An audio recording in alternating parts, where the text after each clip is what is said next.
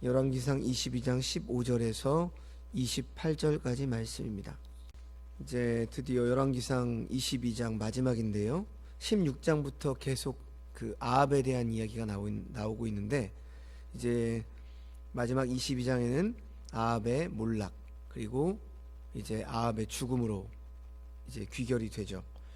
자, 오늘 본문을 보면 이제 드디어 미가야라고 하는 선지자가 아합을 만나는 그러한 내용이 기록되어 있는데요.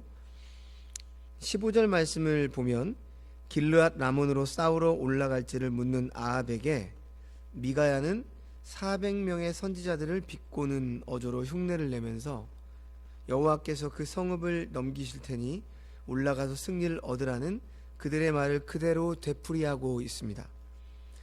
이 말은 사실 진실이 아니죠. 듣기 원하는 말을 미가야는 지금 해준 것입니다. 근데 이 말을 들은 아합은 16절 말씀에서 이 미가야의 비꼬는 어조를 바로 알아차리고 진실한 것을 말할 것을 강요합니다. 아이러니하게도 아합 스스로가 미가야에게 심판에 대한 메시지를 선포하도록 공개적으로 압박을 하고 있는 것이죠. 이제 아합의 말을 들은 미가야는 17절 말씀에 이렇게 대답을 하죠. 그가 이르되 내가 보니 온 이스라엘이 목자 없는 양같이 산에 흩어졌는데 여호와의 말씀이 이 무리에게 주인이 없으니 각각 평안히 자기의 집으로 돌아갈 것이니라 하셨나이다. 이렇게 말합니다. 미가야는 온 이스라엘이 목자 없는 양같이 산에 흩어질 것을 예언하며 아합의 임박한 죽음을 예고합니다. 백성들은 평안히 돌아가겠지만 아합은 평안히 돌아가지 못할 것이다. 이렇게 말을 한 것이죠. 당연히 이 말을 들은 아합은 화가 나서 여호사밧에게 이렇게 말을 합니다. 18절 말씀, 이스라엘 왕이 여호사밧 왕에게 이르되 저 사람이 내게 대하여 길한 것을 예언하지 아니하고 흉한 것을 예언하겠다고 당신에게 말씀하지 아니하였나이까? 아합 왕은 미가야 선지자에 대한 자신의 평가가 맞지 않느냐 이러면서 흥분을 합니다.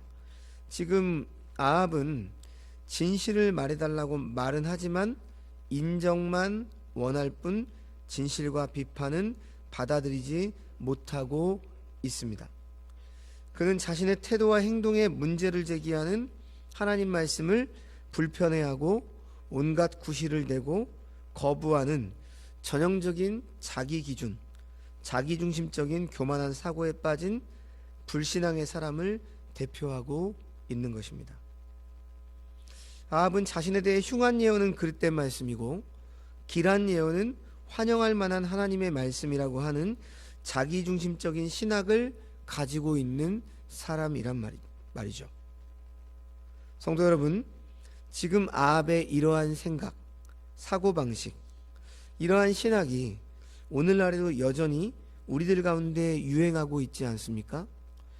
많은 한국교회 성도들이 이러한 사고에 빠져 있지 않습니까?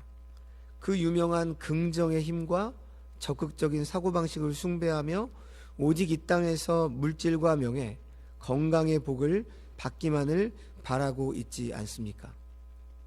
그래서 바로 이러한 인간의 욕망을 너무도 잘 알고 있는 사탄은 오늘 본문의 아합에게 붙어 있어서 무조건적인 축복과 승리를 예언하는 거짓 선지자들을 통해서 아합을 꿰고 있는 것이고, 이러한 사실은 우리가 사는 오늘날에도 똑같이 일어나고 있다는 사실을 우리는 오늘 본문을 통해서 반드시 기억해야 합니다. 그리고 이러한 달콤한 거짓된 메시지는 그야말로 많은 사람들을 열광시켜서 더욱더 오늘날 유행하고 있다는 것입니다. 그러므로 우리는 오늘날 거짓 선지자들의 메시지를 잘 분별할 수 있어야 합니다. 성도 여러분, 우리가 하나님의 진리의 말씀 앞에 우리 자신의 언행심사를 늘 냉정하게 점검할 수 있어야만 합니다.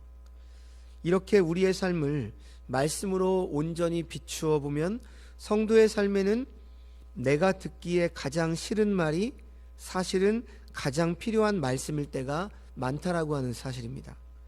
내게 큰 아픔과 고난의 일이 실상은 크게 복된 일이 되는 경우도 많다라고 하는 것이죠.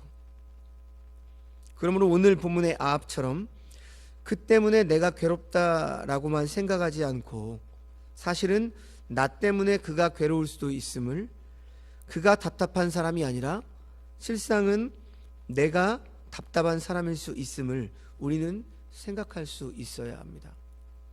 말씀을 언제나 자신의 취사 선택으로, 자신의 기준으로만 말씀을 받고 안 받고, 또 그 말씀을 동의하고 동의하지 않는 그런 잘못된 신앙이 바로 이런 아합과 같은 결말을 맞이할 수 있다라고 하는 사실을 우리는 기억해야 됩니다. 여러분, 말씀을 들을 때 언제나 축복된 말씀, 좋은 말씀, 잘 된다라고 하는 말씀만 우리들은 많이 주목하고 또 기억하지 않습니까? 하지만 성경의 말씀을 보게 되어지면 어떤 면에서 불순종의 역사, 그리고 하나님의 말씀을 거부한 자들의 결말, 이러한 말씀들이 정말 많이 기록되어 있다는 말씀이죠. 만약에 우리가 축복의 말씀, 어떤 우리들에게 주시는 은혜의 말씀, 사실 어떤 심판의 말씀도 우리에게는 은혜의 말씀이거든요. 그것을 통해서 우리가 우리 자신을 돌아봄으로 인해서 하나님께로 돌이키고 다시 한번 하나님께로 온전히 나아갈 수 있는 기회로 삼는다면, 이 성경 말씀에서 지금 말하고 있는 어떤 부정적인, 그리고 좀 비판적인 말씀, 또 저주의 말씀, 이런 말씀들은 오히려 우리에게 은혜의 말씀이고 도리어 복이 되는 말씀입니다. 그러나 우리는 그렇게 생각하지 않죠. 만약에 성경 말씀에서 좋은 말씀만 취하고 안 좋은 말씀은 우리가 듣지 않고 그런다면 사실 성경은 많은 데를 다 찢어내 버려야 될 수도 있습니다. 하지만 하나님 말씀은 그야말로 가감이 없는 것이죠. 가감 없이 있는 그대로 하나님의 백성이라 할지라도 불순종했을 때 어떠한 결과를 초래하게 되고 그로 인해서 하나님의 준엄한 징계를 받게 된다는 사실을 우리는 진실로서 받아들일 수 있어야만 합니다. 그래야만 우리의 신앙이 더욱더 정결해질 수 있고 하나님 앞에 온전한 모습으로 설 수 있는 하나의 계기가 또 될 수 있다라고 하는 사실이죠. 하지만 오늘 본문의 아합은 어떻게 말을 했다고요? 바로 진실을 말하니까 저 사람이 내게 대하여 길한 것을 예언하지 않고 흉한 것을 예언한다, 이렇게 평가를 하고 있는 겁니다. 이 사실을 우리가 자세히 생각해 볼 필요가 있습니다. 자, 계속해서 이제 19절 이하에서 23절 말씀을 보시면 미가야는 하늘의 천상회의의 모습을 아합에게 전달합니다. 미가야가 본 천상회의는 19절에 여호와께서 하늘 보좌에 앉아 계시고 그 좌우편에 하늘의 군대가 둘러서 있었습니다. 이 환상은 여호와 하나님과 아합의 명백한 대조를 이루고 아합에게 진정한 권력과 권위가 어디에 있는지를 생생하게 일깨워주고 있습니다. 아합 위에는 비할 수 없이 더 위대한 왕이신 만군의 여호와 하나님이 살아계셔서 모든 것을 주관하고 통치하고 있다라고 하는 말씀입니다. 20절 말씀을 보면 천상회의에서 여호와께서 말씀하시기를 누가 아합을 꿰어 그를 길르앗 라못에 올라가 죽게 할꼬, 이렇게 물으시죠. 그러니까 21절 22절에서 한 영이 자신이 거짓말하는 영이 되어서 그의 모든 선지자의 입에 있어 아합을 꿰어내겠다고 대답을 합니다. 하나님은 이를 인증하시며 그렇게 될 것이라고 확답을 하십니다. 자, 여기서 주목해서 보시면 한 영이 자신이 거짓말하는 영이 되어서 어떤 선지자의 입에 아합을 꿰어내겠다라고 대답을 하죠. 그의 모든 선지자입니다. 선지자인데 하나님의 선지자가 아니라 그의 모든 선지자죠. 그러니까 지금 아합 옆에 붙어있는 선지자들은 거짓된 선지자들이라는 거죠. 하나님의 선지자가 아니라 그의 선지자입니다. 어용 선지자죠. 그리고 23절에 이 일에 있어서 미가야는 하나님께서 주도적이셨기에 여호와께서 거짓말하는 영을 왕의 이 모든 선지자의 입에 넣으셨다라고 기록하고 있고, 또 여호와께서 왕에 대하여 화를 말씀하셨다, 이렇게 말씀을 합니다. 미가야가 지금 보고 있는 하늘의 천상회의는 이사야와 에스겔이 본 환상과도 유사하고, 그리고 욥기에서 나오는 천상회의와 매우 유사하죠. 그런데 이 환상들은 땅에 일어난 일들이 실제로 어떻게 발생하게 됐는가를 하늘의 비밀로 계시하고 있는 이 말씀입니다. 그러니까 땅에서 일어난 일들이 실제로 어떻게 발생하게 됐는가 하는 하늘의 이 비밀을 지금 미가야에게 보여주고 있는 것입니다. 그래서 우리에게 지금 교훈하고 있는 거죠. 아합은 길랏 라못을 공격하겠다는 결정이 자신의 계획이라고 생각을 했지만, 미가야는 그것이 하나님께서 이전에 선지자들이 선포한 심판을 실행하는 것임을 지금 이 말씀을 통해서 보여주고 있죠. 그리고 천상회의에서 결정한 대로 모든 것이 땅에서 진행이 됩니다. 거짓말하는 영이 그 선지자들에게 부어졌고, 그들은 자신들도 모르는 사이에 심판의 도구로 사용이 됩니다. 자, 그런데 지금 이 말씀을 우리가 보면서 이러한 의문을 가질 수 있습니다. 선하신 하나님이 어떻게 거짓말하는 영을 보내실 수 있는가? 이러한 의문을 가질 수 있단 말이죠. 그러나 이것은 성경 다른 곳에서 하나님의 말씀을 고집스럽게 거부하는 이들을 향한 그분의 행동과 충분히 조화를 이룹니다. 자, 대표적인 것이 출애굽기의 바로 왕의 이야기죠. 하나님께서 바로의 마음을 강팍하게 하셨다라고 하는 말씀이 있습니다. 그리고 그 말씀과 함께 바로가 스스로 자신을 강팍하게 했다라고 하는 구절이 출애굽기를 보시면 여러 번 반복이 되고 있습니다. 여러분, 하나님께서는 구속 역사의 과정 속에서 하나님 자신의 절대적인 주권으로 영적인 존재들을 사용하십니다. 그리고 이러한 하나님의 주권 속에서 거짓말하는 영의 활동도 허용을 하시는데, 이 모든 것은 결국 하나님 자신의 뜻을 결과적으로 성취하시는 수단으로 사용을 하십니다. 그래서 신학적으로 하나님께서는 그 모든 것을 그분의 선하신 뜻 가운데서 계획하시고 모든 것을 작정하셨는데, 단 한 가지, 죄에 대해서는 허용을 하셨다, 이렇게 정리를 합니다. 그래서 이러한 죄에 대한 하나님의 뜻을 허용적 작정이다, 이러한 말로 설명을 합니다. 그러니까 선하신 하나님은 죄를 만드신 분도 아니고 죄를 사람에게 주입시키거나 보낸 분도 아니죠. 그런데 모든 것은 하나님의 계획과 작정 안에 포함되어 있습니다. 인간의 불순종과 죄라고 하는 것이 하나님의 계획과 작정 속에 포함되어 있단 말이죠. 그러면 우리 인간은 이렇게 생각합니다. 전능하신 하나님이 모든 것들을 계획하고 작정하셨으면 인간의 타락, 그래서 그로 인한 죄의 결과, 이런 것들도 결국은 하나님께서 계획하시고 작정한 범주 안에 있으니까 하나님은 죄의 조성자다, 죄를 만드신 분이다, 이렇게 오해를 한단 말이죠.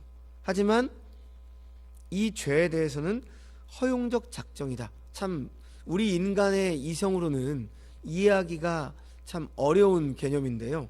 죄에 대해서는 하나님이 만드신 것이 아니라 죄를 허용하셨다, 이러한 개념으로 신학에서는 설명을 해요. 이게 정직한 말씀에 입각한 설명이라고 할 수 있는 거죠. 사실 우리의 유한한 인간의 이성으로는 정말 하나님의 그 뜻을 온전히 이해할 수 없기 때문에 우리는 성경이 말씀하시는 그대로 하나님의 뜻과 죄에 대한 허용하심을 받아들여야 하는 것입니다. 자, 그래서 오늘 말씀에서 아합을 꿰 영을 먼저 찾으셨고, 그 일에 가장 적합한 영을 택하셨고, 그의 계획을 실행하도록 허락을 하십니다. 그러니까 욥기에서도 마찬가지죠. 욥에게 사탄이 지금 가서 어떤 그 환난과 어려움을 주고 있는 모든 과정, 이것을 성경은 뭐라고 말합니까? 하나님께서 허용을 하시죠. 사탄이 와서 하나님께 이렇게 고백합니다. 욥이 까닭없이 하나님을 경배하겠습니까? 라고 하면서 욥에게 이런 것들을 뺏어가 보시죠. 하나님이 허락을 하죠. 단 뭐라고 말씀하죠? 그의 생명을 취하지 말라고 말씀하시죠. 그러니까 사탄의 활동도 하나님의 허용 속에 있다라고 하는 거죠.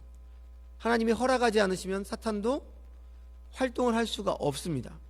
이게 참 우리의 어떤 그 이성 안에서 참 궁금증을 자아내게 하죠. 왜 하나님은 허용하실까? 그런데 중요한 것은 이 모든 허용 속에서 결국 하나님의 온전한 뜻이 세워진다라고 하는 것이죠. 그래서 지금 오늘 본문에서도 아합을 꿰 영을 찾으시고 그의 계획을 실행하도록 허락을 하십니다. 허락입니다.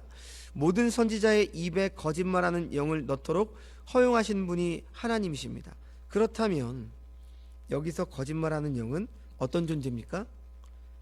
천사는 아닐 겁니다.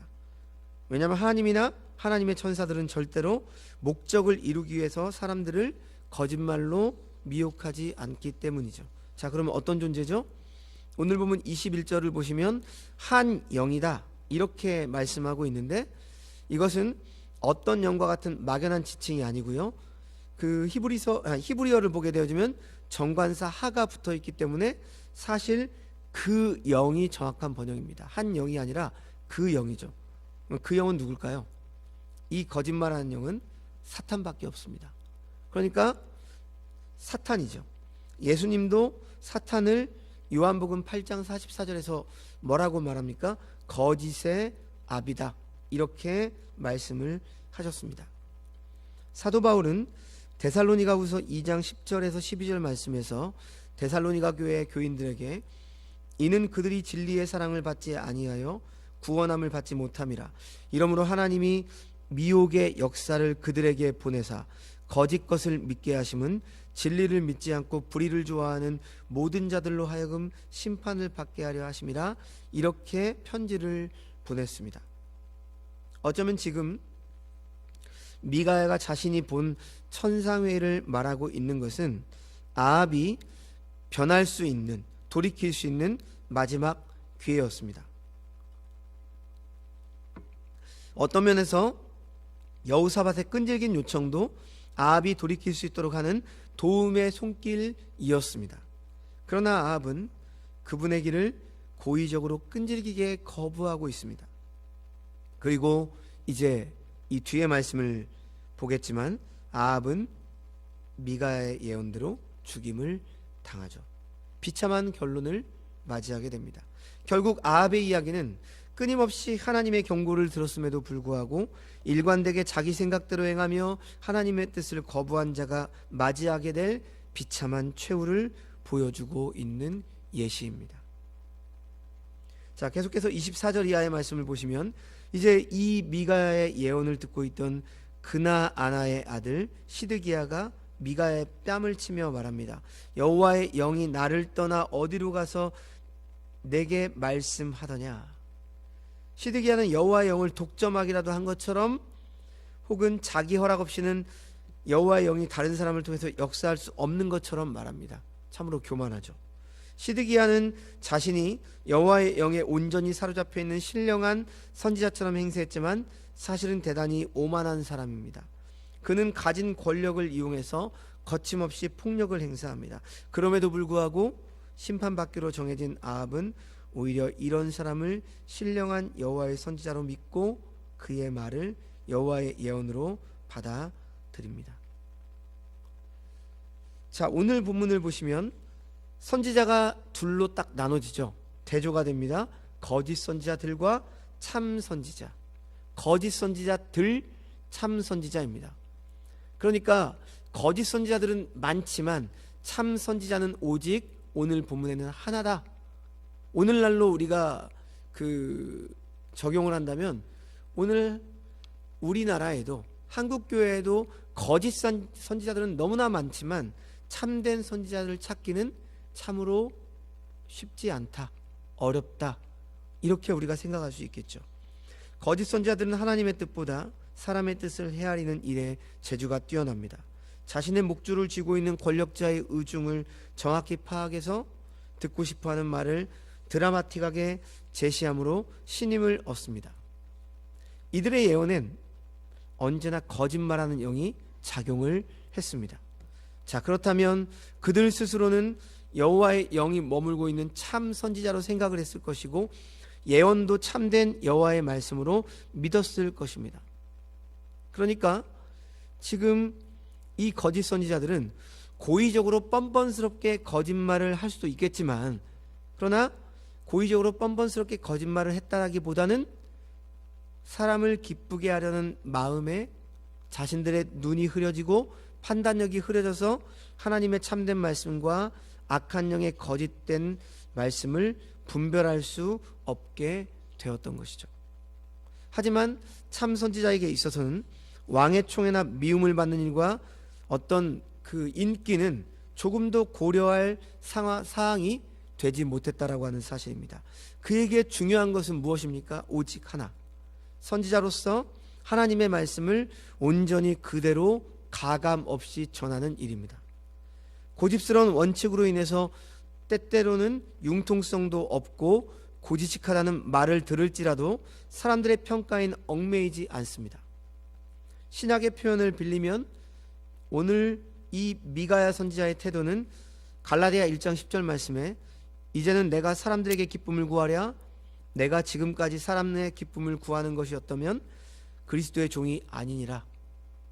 그러니까 사람의 기쁨을 구하는 자가 아닌 하나님의 기쁨을 구하는 선지자의 길을 걸어갔다라고 하는 것이죠. 우리는 여호와의 말씀을 그대로 잘 전하면 사람들이 회개하고 변화되는 일을 기대합니다. 하지만 정말로 그렇습니까? 오늘 미가야의 경우에는 결코 그렇지 않았습니다. 오늘 보면 26절 27절을 보시면 이스라엘 왕은 미가야를 끌고 가서 옥에 가두고 내가 평안히 돌아올 때까지 고생의 떡과 고생의 물을 먹이도록 명령을 내렸습니다. 성도 여러분, 하나님의 말씀대로 순종하며 산다는 것은 결코 낭만적인 일이 아닙니다. 항상 좋은 결과가 있을 것이 보장되어 있지도 않습니다. 지나치게 좋은 결과를 의식한다면 하나님의 말씀대로 오히려 살기가 더 어렵습니다. 결과야 어떻든 여호와의 말씀이라면 그렇게 한다라고 하는 믿음의 자세가 우리에게 요구가 되어지고 필요합니다. 고난을 겪으면서도 미가야는 여호와의 말씀대로 될 것을 확신했습니다. 자, 오늘 말씀은 여기까지인데요. 오늘 말씀을 통해서 아합처럼 하나님의 위대한 능력을 경험하고도 또 하나님의 뜻을 들어 알고 있음에도 여전히 자기 생각대로 고집스럽게 살아가는 삶에는 하나님의 징계와 심판이 따를 수밖에 없다라고 하는 사실을 우리는 반드시 기억해야 합니다. 나는 어떠합니까? 하나님의 뜻을 알지만 여전히 세상의 가치관을 따라서 세상의 방식대로 살기를 고집하는 그 지점은 무엇 때문입니까? 오늘도 만왕의 왕께서 하늘의 천상회의를 개최하고 있음을 기억하십시오. 그러므로 우리는 나의 고집을 꺾고 주님의 뜻에 순복해야 합니다. 내 자신의 언행 심사를 하나님의 말씀 앞에 정직하게 비춰보면서 잘못된 생각, 행동, 결정을 하고 있다라고 한다면 우리는 돌이켜야 합니다. 하나님 앞에 우리의 인생을 겸손히 들이시길 바랍니다. 내가 왕의 자리에 있어도, 내가 어떤 많은 사람들이 고개를 숙이고 있는 자리에 있다 할지라도, 내가 아무리 부유하고 많은 것들을 누리고 있다 할지라도 하나님의 온전한 말씀 앞에 우리의 인생을 겸손히 비춰보며 하나님의 뜻 앞에 순종하는 우리가 되어야 할 것입니다. 인생은 우리의 계획과 뜻대로 되는 것이 결코 아닙니다. 흥하게도 하시고 망하게도 하시는 분이 하나님이십니다. 하나님의 주권 앞에 우리는 우리 자신의 잘못된 생각과 행동을 내려놓고 하나님의 말씀 앞에 순종하는 이들이 되어야 할 것입니다. 또한 하나님의 말씀을 증거하는 목사를 비롯한 모든 성도들이 하나님의 말씀을 바르고 정직하게 전하는 데 소홀하고 사람을 기쁘게 해서 사람의 마음을 사려는 데 힘을 쓰다 보면 어느 순간 마음이 흐려져 결국 악한 영의 거짓말에 미혹될 수밖에 없고, 그래서 본인이 거짓된 메시지를 전하는 거짓된 선지자의 역할을 할 수도 있음을 우리는 오늘 본문을 통해서 명심해야 할 것입니다. 그러므로 오늘 본문의 미가야 같이 사람의 기쁨을 구하는 자가 아닌 하나님의 기쁨을 구하는 참 선지자적인 삶을 감당하시는 저와 여러분이 되시기를 주님의 이름으로 축원합니다. 기도하겠습니다. 하나님 아버지, 오늘 말씀을 통해서 미가야는 아합 왕에게 진실된 말을 예언했을 때에도 아합은 언제나 네가 나에 대해서 흉한 일만 이야기하고 길한 것은 이야기하지 않는다라고 그렇게 말하며 하나님의 말씀을 여전히 거부하고 자기중심적으로 하나님의 말씀을 취하는 그러한 불신앙의 모습을 오늘 본문을 통해서 보게 됩니다. 하나님 아버지, 우리도 우리의 삶 속에서 하나님의 말씀을 온전히 말씀되이 여기고 받아들이게 하여 주시옵소서. 때때로 그 말씀이 우리의 마음을 불편하게 하고 우리의 죄를 지적하고 또 우리의 잘못을 고발하여서 정말 피하고 싶고 외면하고 싶은 말씀이지만, 그러나 그 말씀이 바로 우리를 살릴 수 있는 기회요, 하나님의 뜻대로 순종할 수 있는 그러한 기회가 될 수 있음을, 그래서 우리가 더욱더 정결해지고 거룩해질 수 있는 그러한 계기가 될 수 있는 하나님의 은혜의 말씀임을 우리가 잊지 않고 기억하며 그런 말씀 앞에 우리의 생각을 내려놓고 하나님 앞에 순종하는 자들 되게 하여 주시옵소서. 언제나 말씀 앞에 겸손한 자들이 되게 하시고 인생이 우리의 계획과 뜻대로 되지 않는다는 사실을, 하나님의 천상에서 하나님께서 모든 것들을 계획하시고 작정하신 대로 이루어지고 있음을 보면서 우리가 하나님의 뜻대로 겸손하게 순종하며 살아가는 자들 되게 하여 주시옵소서. 또한 우리가 어느 순간 사람을 기쁘게 하고 정말 물질을 쫓고 우리가 좋아하는 것들을, 세상이 원하는 것들을 쫓다 보면 어느 순간 마음이 흐려져 미혹된 영에 빠질 수 있음을 우리가 늘 명심하며 우리가 거짓된 말씀, 거짓 선지자의 역할을 하지 않는 참 선지자, 참된 하나님의 백성의 삶을 살아갈 수 있는 우리가 되게 하여 주시옵소서. 모든 말씀 예수님의 이름으로 감사하며 기도합니다. 아멘.